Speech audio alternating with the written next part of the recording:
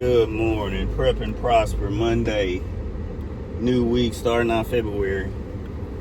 And headed back to the same senior property we were at last week.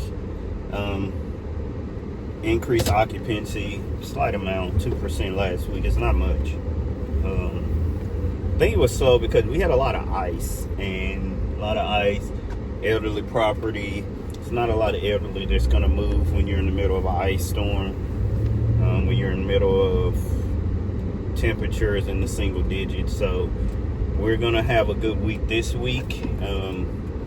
So just kind of wanted to start the week out, checking in with you guys.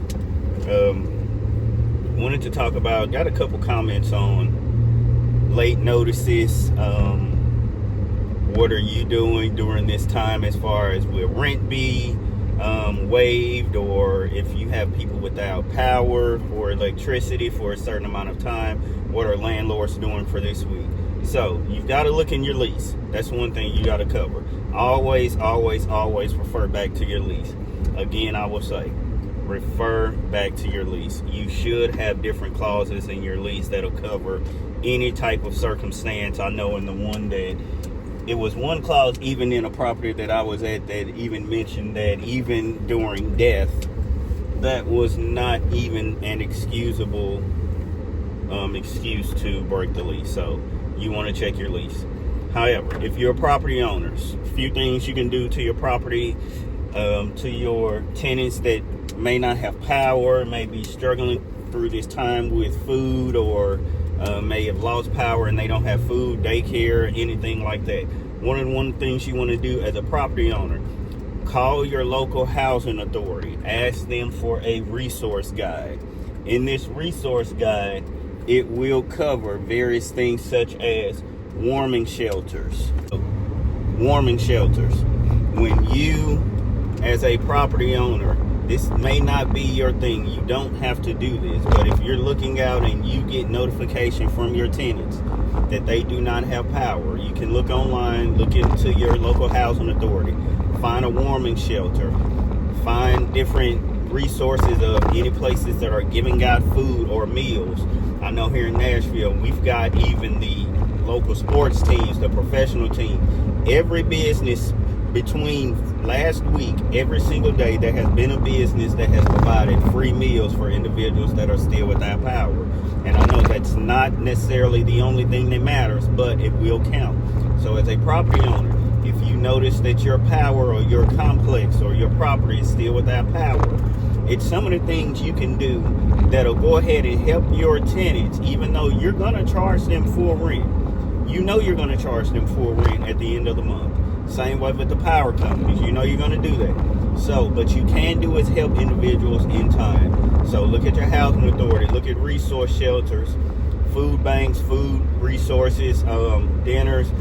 You can also send out individuals, or if you hear of any programs that's helping with emergency management, if there's a federal declaration, if there's a state declaration of emergency, what resources do that declaration, what does that provide?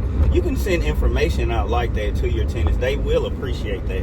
When people are struggling, I repeat, when people are struggling, they will take help. There's a lot of information and you will assume, oh, they know where to find it.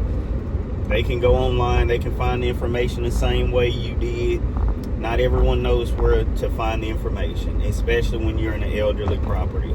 So you're in an elderly property, you can go ahead and send out resource guides. You can check in, make sure you go back and look at the video of the follow-up of what could happen to your property, even if power is restored. Have a lot of busted pipes, a lot of water issues. So I just want you guys to see that, to where we're at the beginning of the month. Property owners, we're going to be looking at our residents to pay us on the 1st. It's going to be late after the 5th. However, I know if you hadn't experienced this, or if this doesn't affect you, if you have a natural disaster, if you have something that occurs and your tenants are without basic necessities for a few days, and they've had to spend their money to find other housing arrangements during this time, the least you can do as a property owner is give them some additional resources. So don't think it's a bad idea. Send things out. Send a poll out to your tenants to ask them what resources do they know of.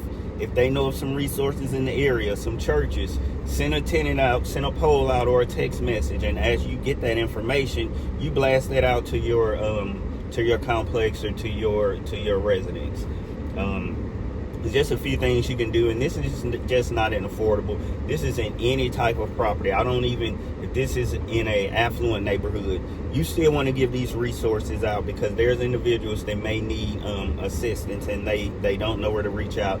This may have been their first time experiencing something like this. They may be younger and in a college town to where they've never experienced having to drive on ice or being stranded without food or power in a grocery store. So this is just some of the things you want to look at. So Prep and Prosper is not just about just helping landlords. We're here to help landlords, tenants. We're here to help you just to also prepare and to make sure you're prosperous as a landlord, and you give your tenants just an idea, just something to continue to help them with. So everything is not always about profit. Trust me, we're going to get to the profit. That's why we're going to send our notices out this week. We're going to collect our rent. But we also want to make sure that we're making sure that our tenants are prepared to handle, and they're in the best position that they can be to make sure they can pay us for the following month. So we want to look out for each other. Hope you guys have a great day. Hope you guys continuing. Remember, study Proverbs. That's our goal for this year. Proverbs 15:1. It's how we say things. It's our words. It's how we respond. So how we respond will dictate how others will respond to us. So I hope you guys have a great week. Hope you guys start out right. If you guys have any questions, if you're struggling as a property owner, if it's a lot of questions that you may have, software, anything like that, leave them in the comments. Thank you. You guys have a great day. Have a great week. Let's go.